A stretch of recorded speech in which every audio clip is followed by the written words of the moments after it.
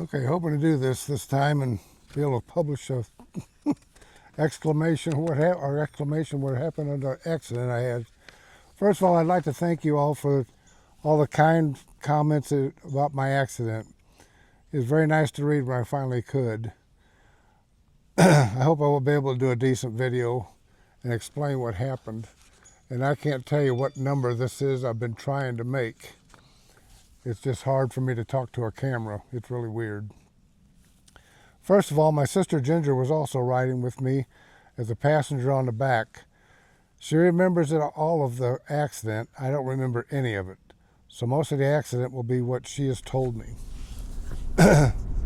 We were just coming into Eureka Springs city limits on Highway 62 from Rogers, Arkansas, when some 76-year-old guy from Texas on a rented Ducati, I heard, came flying into our lane on a curve and hit us head on.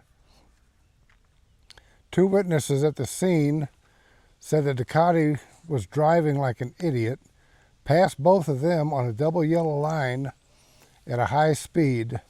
They said they didn't see the accident, but they heard it. Ginger remembers everything except flying off the bike. She remembers him coming around the corner fast and did not even try to turn. He just came right at us and hit us, collided head on to us. We both flew off the bike, and that caused multiple injuries to both of us. We were not wearing our helmets at the time.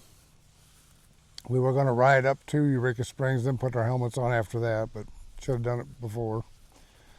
Ginger says she couldn't remember finding me at first and started screaming my name looking for me. When she did see me, she did say I was gone. All I can go by is what she has told me. She said she started crying and calling out my name, and I did regain consciousness soon after she found me. She said I was conscious, but not making any sense. When they were getting ready to load me into the helicopter, she did say I asked what happened. She did tell me that we were in a very bad accident. Then I asked what's going on.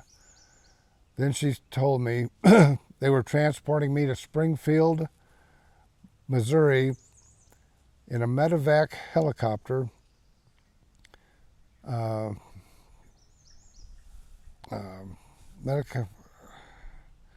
to get surgery done on me at Cox Medical. I think I must have been shocked because I don't remember any of it. I don't remember anything at all. The last thing I remember is seeing a Eureka Springs sign saying I'm getting into the city limits. That's the last I remember.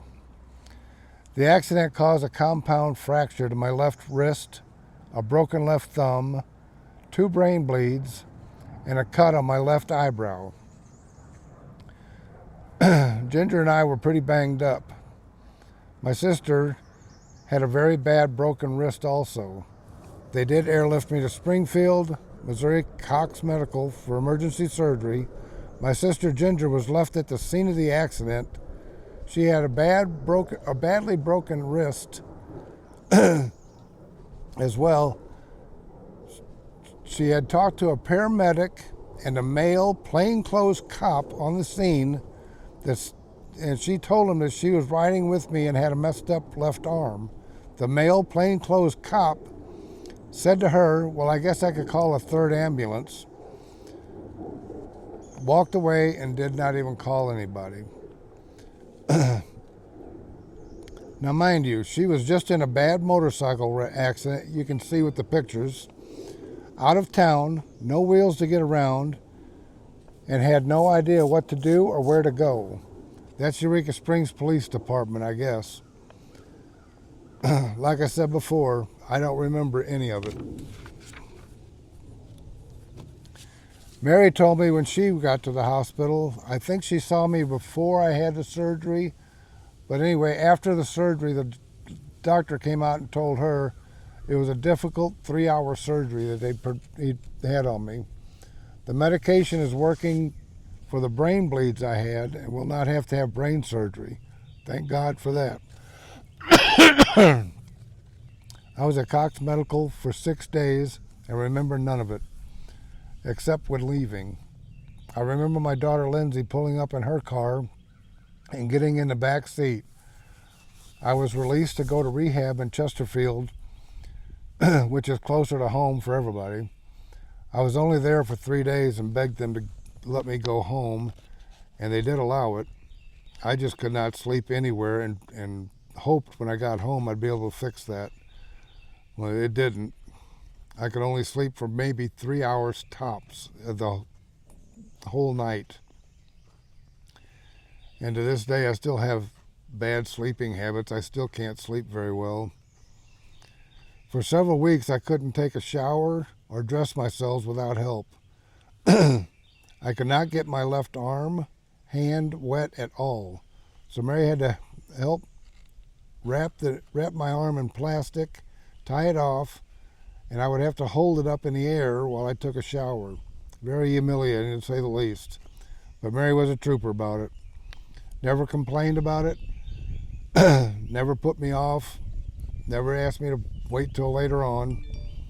Always willing to help when I needed it, no matter what it was. Now came the insurance people calling me.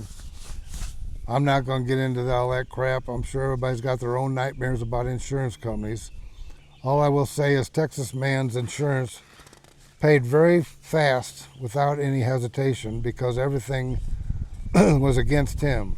Witnesses, cops, the bike in my lane, pics, everything said that he was wrong. Apparently, he was a new rider and knew nothing about how to ride motorcycles at all. I just can't get over a 76-year-old man riding a Ducati, a rented Ducati, and driving like an idiot. Can't say that he was too bright. I went to physical therapy for several months. Also had memory and speech therapy, and I hated those. I had a hard time remembering things for a while, but I finally got through all that. My therapist got me set up with some devices to help my arm and wrist turn and bend because it wasn't doing very well with therapy. My arm device worked pretty good, the wrist one not so much. When I used the wrist one, it would cut off the circulation to my hand and it would go numb. I couldn't use that one. The one for the arm I did think was very helpful, but I went about, as far as I could with that, and I sent them both back. That did help out a lot. I did go back down to Cox Medical in Springfield, Missouri, and Eureka Springs, Arkansas, for the week of May 11th through the 14th, over 7 months after, just to visualize where it all took place. I got my medical records at Cox, and I did get to meet the surgeon that operated on my hand and wrist.